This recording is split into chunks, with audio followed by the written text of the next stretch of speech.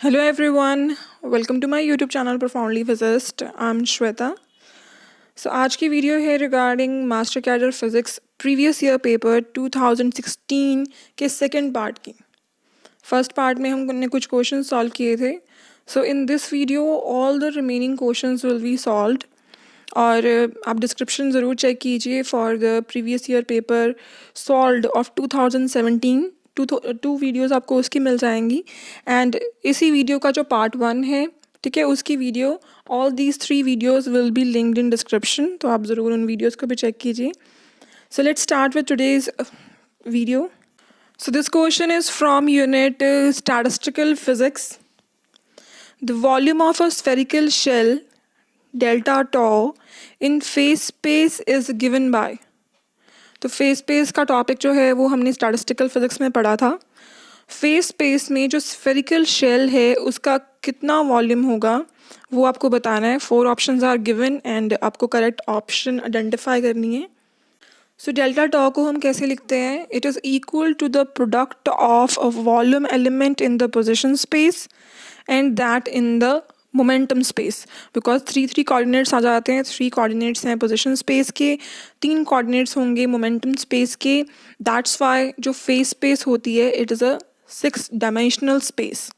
अब यहाँ पर जब आपने क्या करना है, जब आप स्फेरिकल शेल जो है इसका जो पोजीशन स्पेस है उसका वॉल्यूम एलिमेंट एंड जो मोमेंटम स्पेस है उसका वॉल्यूम एलिमेंट जब आप उनको मल्टीप्लाई करोगे you will get the answer 4 pi P square D P into we.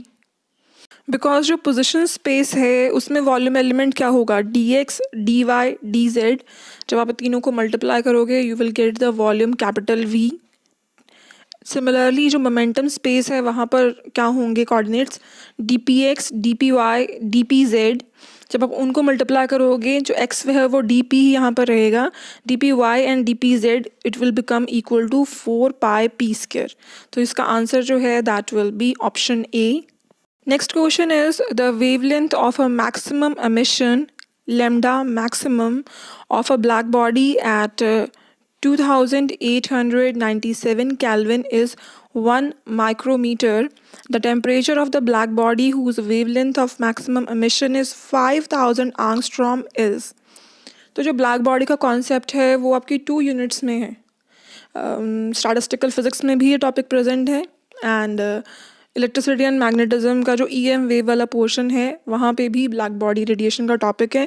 Topic same ही है, ठीक है. तो लॉज वहाँ पर पूछे गए हैं और स्टैटिस्टिकल फिजिक्स में पूछे गए हैं. तो आप टॉपिक एक बार ही करना, कंफ्यूज मत होना कि कहीं वहाँ अलग होगा, यहाँ ऐसा कुछ भी नहीं है. जस्ट जो लॉज हैं, Planck's law of black body radiation, Stefan's law, ठीक है, जो 3-4 ये लॉज हैं आपने सिर्फ उनको, उनके फार्मूलाज आपको पता होने चाहिए. और ये टॉपिक आपको मिल जाएगा जो मैंने आपको स्टैटिस्टिकल फिजिक्स की PDF अपलोड की है, ठीक है. तो उसमें ही ब्लैक बॉडी रेडिएशन का कॉन्सेप्ट है, तो आप वहीं से कवर कर लेना इसको. सो इस क्वेश्चन को सॉल्व करने के लिए we will make use of Wien's displacement law. Because यहाँ पर बात हुई है मैक्सिमम एमिशन की, और मैक्सिमम एमिशन के रिगार्डिंग जो लॉ है that is Wien displacement.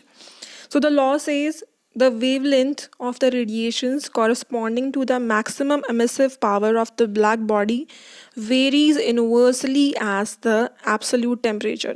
Means lambda m is inversely proportional to temperature, or we can say lambda m into T is equal to a constant which is B.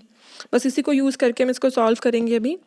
तो जो Wien's displacement law है that is lambda m जो कि है maximum wavelength into temperature is equal to B, where B is Wien's constant. और इसकी value आपको पता होनी चाहिए because as it is not specified in the question. So Wien's constant B is equal to 2.89 into 10⁻³ metre kelvin. 2.90 भी आप use कर सकते हो, ठीक है. तो 2.89 2.90 इंटू 10⁻³ मीटर केल्विन. क्वेश्चन में हमें क्या बोला है कि जो 5000 आंगस्ट्रॉम वेवलेंथ है उसके कॉरस्पॉन्डिंग टेम्परेचर क्या होगा. अब lambda is 5000, B we know, T we can find out. कैसे? T will be equal to B upon lambda. बस आपने B अपॉन लैम्डा करना है और आपको आंसर मिल जाएगा. 2.89 इंटू 10⁻³ को आप डिवाइड कर दो 5000 आंगस्ट्रॉम से। बस अब यूनिट्स की कन्वर्जन है, बिकॉज आंगस्ट्रॉम इज़ 10⁻10 मीटर, उसको कन्वर्ट करना पड़ेगा हमें। सो जब हम इसको डिवाइड करेंगे, सिंप्लीफाई करेंगे, तो आंसर आ रहा है 5800 केल्विन, और जो कि है option A, because option A क्या है 5794, तो यही ठीक है, नियर अबाउट उसके अप्रॉक्सीमेट वैल्यू यही आ रही है। सो जो करेक्ट ऑप्शन होगी that will be option A. So next question is also from statistical physics. It says consider a particle of mass m at temperature T which follows classical MB statistics, find the average speed. ठीक है, तो हमने पढ़ा है regarding Maxwell Boltzmann distribution of speeds, तो यहाँ पर उन्होंने सिर्फ एवरेज स्पीड का फार्मूला पूछा है। तो आपको जो बाकी दो स्पीड्स हैं, ठीक है, RMS स्पीड और दूसरी कौन सी है, मोस्ट प्रोबेबल स्पीड, ठीक है, इन दोनों स्पीड्स के फार्मूलाज भी पता होने चाहिए, बिकॉज हमने देखा है क्वेश्चन कैसे फॉर्म हो रहा है, डायरेक्टली उन्होंने सिर्फ स्पीड का फार्मूला पूछ लिया हुआ है। सो जो एवरेज स्पीड है उसका फार्मूला होता है that is option C, square root of 8 kT/πm, this is the formula for average speed. So correct option जो है यहाँ पर हो गई सी। सो ये क्वेश्चन भी है जो स्टैटिस्टिकल फिजिक्स में से ही है। The wave function for identical fermions is anti symmetric under particle interchange, which of the following is a consequence of this property. तो जो फर्मियंस हैं वो एंटी सिमेट्रिक है, तो इस जो है ये प्रॉपर्टी क्यों है, इसका मेन प्रिंसिपल क्या है। सो यहाँ पर देखो 4 प्रिंसिपल्स आर स्पेसिफाइड, लेकिन मैंने आपको बताया ही है that whenever fermions come, तो आपको पता होना चाहिए Pauli exclusion principle is applicable to them. Fermions, Pauli exclusion principle, wave function, anti symmetric, ये तीनों जो है आपको बातें ध्यान में रखनी है। ठीक है, तो यहाँ पर पता चली कि आपको 25th जो है इसका करेक्ट ऑप्शन है A, Pauli exclusion principle, fermions obey this principle. ठीक है, तो the correct option is A. So next question भी स्टैटिस्टिकल फिजिक्स में से ही है। क्वेश्चन देखो क्या है, consider a Fermi gas of electrons at low but non zero temperature. जो फर्मी गैस है वो किसी नॉन ज़ीरो टेम्परेचर पर है। How does the thermal energy vary with temperature. So thermal energy and temperature का नॉन ज़ीरो टेम्परेचर पर इन case of Fermi gas क्या relation है वो आपको बताना है। सो जो करेक्ट ऑप्शन है इसमें that is B, the thermal energy is proportional to T² that is T² number density of fermions. Next question है इलेक्ट्रॉनिक्स में से, वो भी टॉपिक है एम्पलीफायर्स। क्वेश्चन देखो क्या है, adding negative feedback to an amplifier results in which of the following. ठीक है, तो अगर आप एम्पलीफायर को नेगेटिव फीडबैक प्रोवाइड करते हो तो आपको कौन सा रिजल्ट मिलता है इनमें से। तो जो करेक्ट ऑप्शन है that is option C, decreased gain, decreased distortion, increased input impedance and decreased output impedance. जो नेगेटिव फीडबैक एम्पलीफायर्स हैं they are generally used in impedance matching, because जैसे यहाँ पर देखो उन्होंने बोला है डिक्रीज्ड गेन, डिक्रीज्ड डिस्टॉर्शन, तो इस तरीके से इस एम्पलीफायर की हेल्प से हम इम्पिडेंसेस की मैचिंग कर सकते हैं। कॉन्ट्रारी टू दिस हमें पेपर में पॉजिटिव फीडबैक भी पूछा जा सकता है। ठीक है, कि पॉजिटिव फीडबैक जो एम्पलीफायर हैं उनके प्रॉपर्टीज़ क्या हैं, व्हाट दे रिजल्ट इन। तो जो हमारी सी ऑप्शन है उसके कम्प्लीटली ओपोजिट सब, increased gain, increased distortion, decreased input impedance and increased output impedance. और इसका यूज़ जो है पॉजिटिव फीडबैक एम्पलीफायर्स का यूज़ होता है ऑसिलेटर्स में, ठीक है, जहाँ पर हमें हाई गेन चाहिए। तो इस तरीके से पॉजिटिव एंड नेगेटिव फीडबैक के आपको प्रॉपर्टीज़ एज वेल एज उनके एग्जाम्पल्स, एप्लीकेशंस भी आपको पता होने चाहिए। Next question is, in half-wave rectifier, the peak value of the AC voltage across the secondary of the transformer is 20 into square root of 2 volt. If no filter circuit is used, the maximum DC voltage across the load will be. So rectifiers का हमें use पता है क्या होता है, they convert AC into DC, लेकिन 100% जो है वो कन्वर्जन नहीं होता, रिपल्स आर देयर। तो उसके लिए हम फ़िल्टर सर्किट यूज़ करते हैं ताकि हमें स्मूथ DC मिल सके। बट यहाँ पर उन्होंने बोला है कि कोई फ़िल्टर अप्लाई नहीं किया, AC जो है प्रोवाइड की गई है और हमें ये बताना है कि कितनी DC जो है maximum DC load maximum DC voltage across the load कितना होगा, that we need to find out. So maximum DC voltage is equal to Vrms upon pi in case of half wave rectifier. Vrms हमें question में given है 20 into square root of 2 और पाई 22/7 is equal to 3.14। जो square root of 2 है उसकी value क्या होती है, 1.414। सो 20 मल्टीप्लाई 1.414 डिवाइडेड बाय 3.14 और आपका आंसर आ जाएगा 9 वोल्ट, जो कि है ऑप्शन डी। सो इस केस में इस क्वेश्चन में जो करेक्ट ऑप्शन है वो है D option. So next question is 51th, the device that shows negative differential resistance among the following is. So negative differential resistance का मतलब क्या है, generally we know when voltage increases current increases, but जो negative differential resistance devices होते हैं यहाँ पर जब वोल्टेज इंक्रीज होती है करंट डिक्रीज होता है एंड वाइस वर्सा, ठीक है, इसलिए इनको नेगेटिव डिफरेंशियल रेजिस्टेंस कह देते हैं हम डिवाइसेस। तो यहाँ पर जो करेक्ट ऑप्शन है that is tunnel diode. Tunnel diode shows this property. और जो टनल डायोड है इसकी एग्जांपल क्या होती है, gallium arsenide, and it is used in microwave oscillator. This is one of the application of tunnel diode. So correct option in this question is B, tunnel diode. So next question is the diffusion barrier in a silicon diode at room temperature is about. जो diffusion barrier है उसी को ही हम कह देते हैं barrier potential या फिर potential barrier किसी तरीके से भी, ठीक है। सो अनदर नेम ही जो है पोटेंशियल बैरियर का इज़ डिफ्यूजन बैरियर। यहाँ पर जो ऑप्शंस हैं उन्होंने इलेक्ट्रॉन वोल्ट यहाँ स्पेसिफाई कर दिया है, बट जो पोटेंशियल बैरियर है उसकी यूनिट वोल्ट होती है, ठीक है। सो जो सिलिकॉन डायोड है उसके लिए वैल्यू है 0.7 वोल्ट, नॉट इलेक्ट्रॉन वोल्ट, ठीक है, 0.7 volt, and for germanium the value is 0.4 volt. Correct option is B, लेकिन यहाँ पर इलेक्ट्रॉन वोल्ट नहीं, सिर्फ वोल्ट आएगा।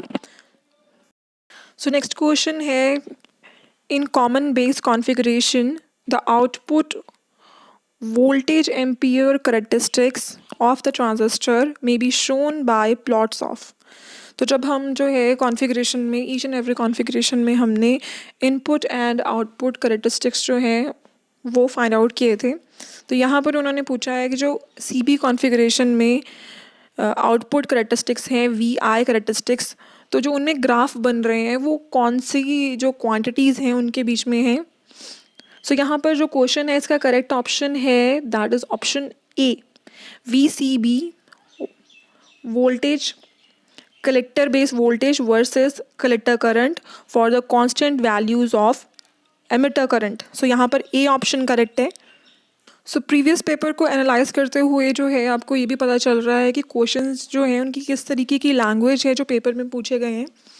सो जैसे यहाँ पर उन्होंने CB कॉन्फ़िगरेशन के आउटपुट करेक्टरिस्टिक्स के रिगार्डिंग पूछा है, तो आपको जो है बाकी जो दो कॉन्फ़िगरेशन हैं common emitter and common collector जो है उनके आउटपुट करेक्टरिस्टिक्स को भी आपको पता होना चाहिए कि वो प्लॉट्स जो बने हैं वो ग्राफ्स हैं वो कौन सी जो क्वांटिटीज़ हैं उनके बीच में हैं। बिकॉज समटाइम जो है अगर कोई प्रीवियस ईयर पेपर के क्वेश्चन रिपीट करना चाहता है तो वो ये यहाँ पर चेंज कर सकता है कि CB की जगह CE कर दिया या CC कर दिया, ठीक है, इस तरीके से न्यू क्वेश्चन भी हो गया।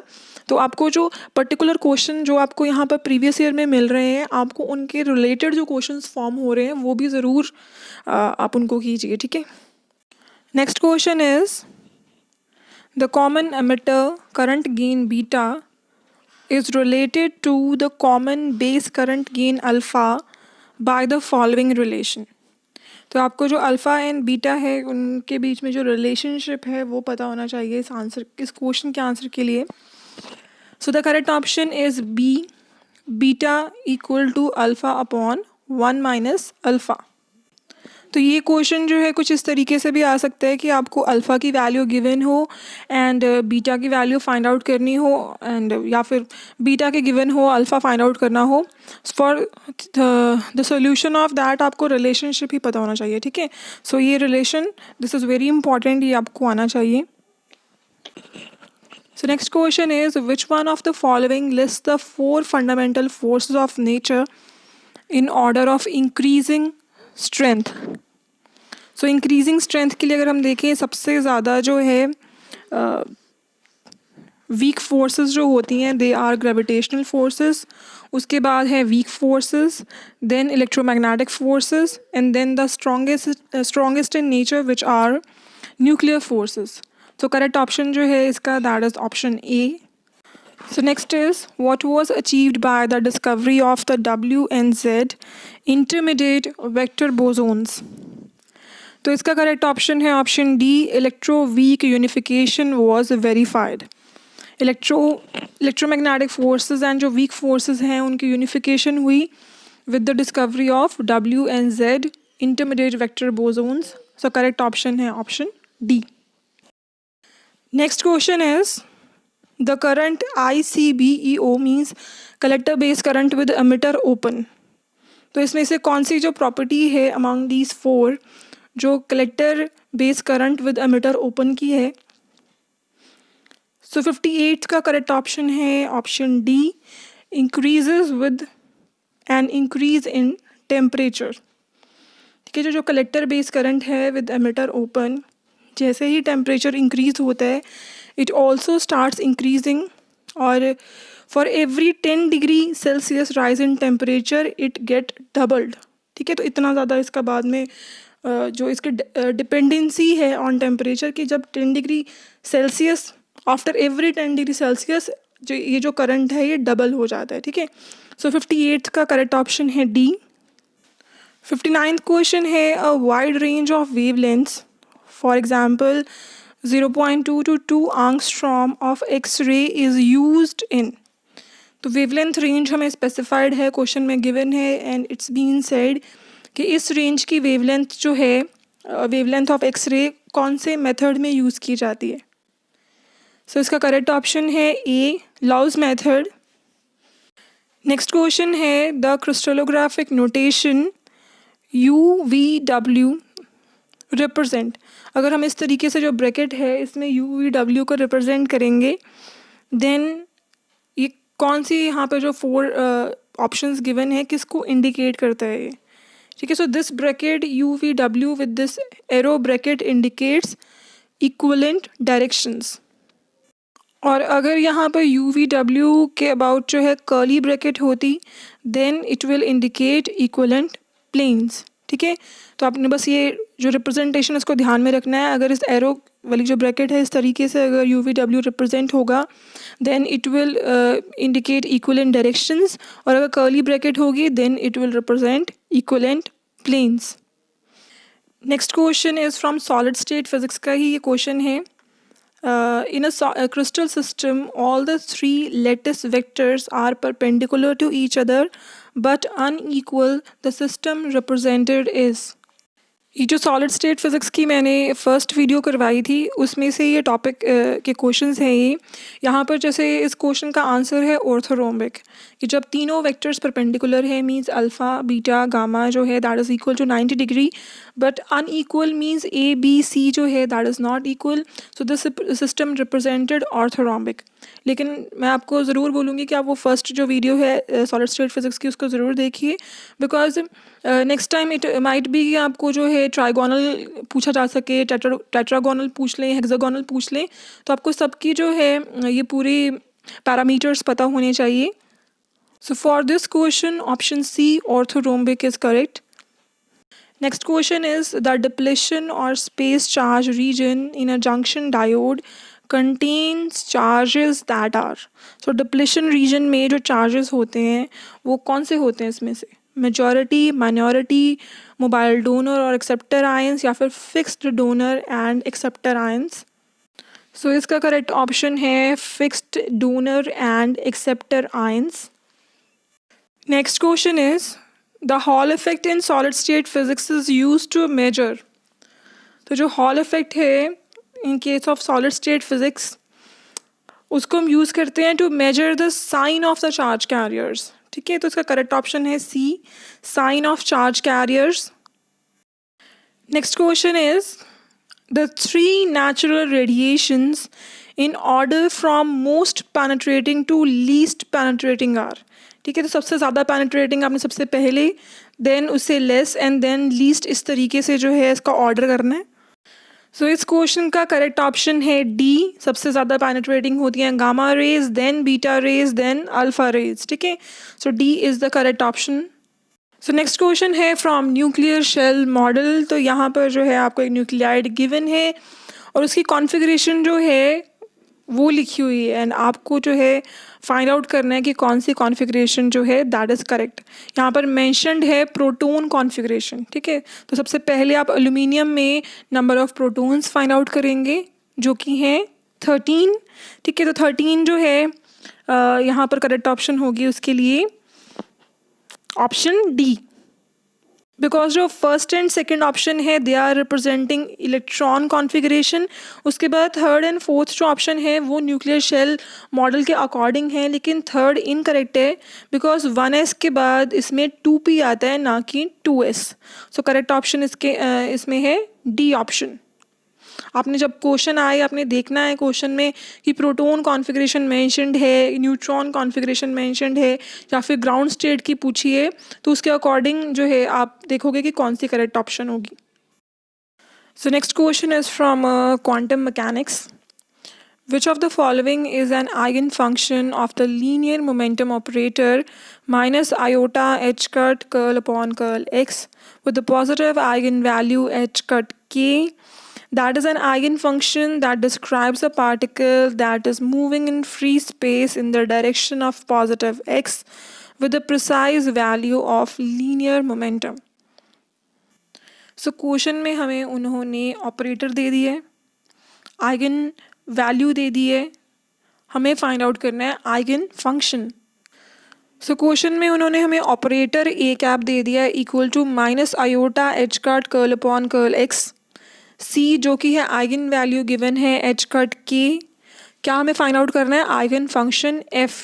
सो we know this property, A cap जब ऑपरेटर मतलब एक फंक्शन पर ऑपरेट करता है and if we get the same function after the operation, उस फंक्शन को हम कह देते हैं आइगन फंक्शन एंड उसके साथ जो कांस्टेंट आता है उसको हम कह देते हैं आइगन वैल्यू।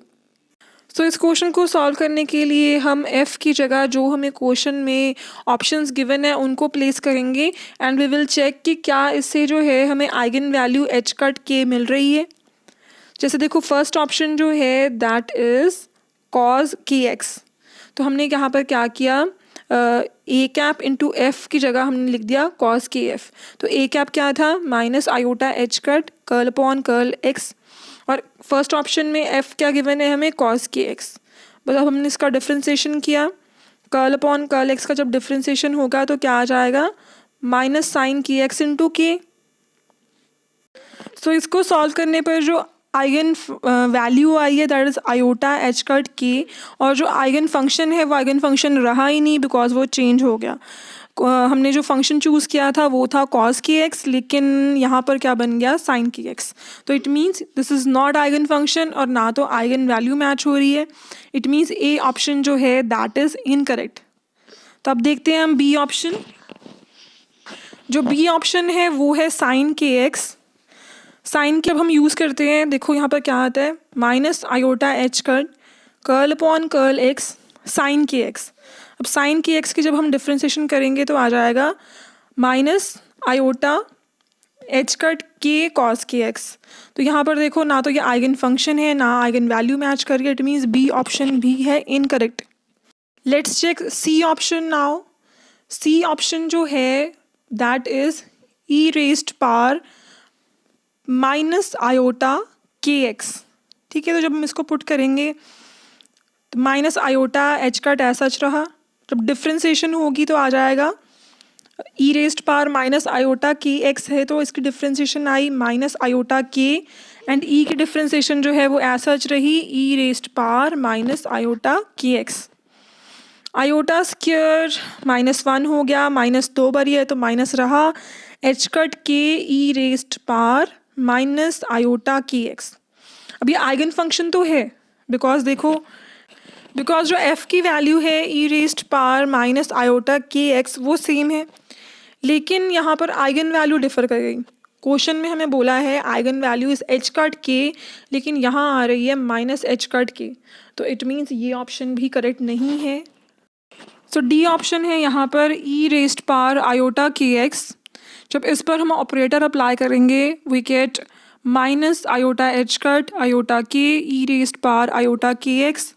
तो यहाँ पर देखो हमें आइगन वैल्यू जो क्वेश्चन में गिवन थी एच कट के वो भी मिल गई, और ये फंक्शन आइगन फंक्शन है because E raised power iota के एक्स से ही हमने शुरू किया था एंड आइगन वैल्यू के साथ ये हमें फंक्शन सेम फंक्शन जो एफ है वो हमें मिल गया है।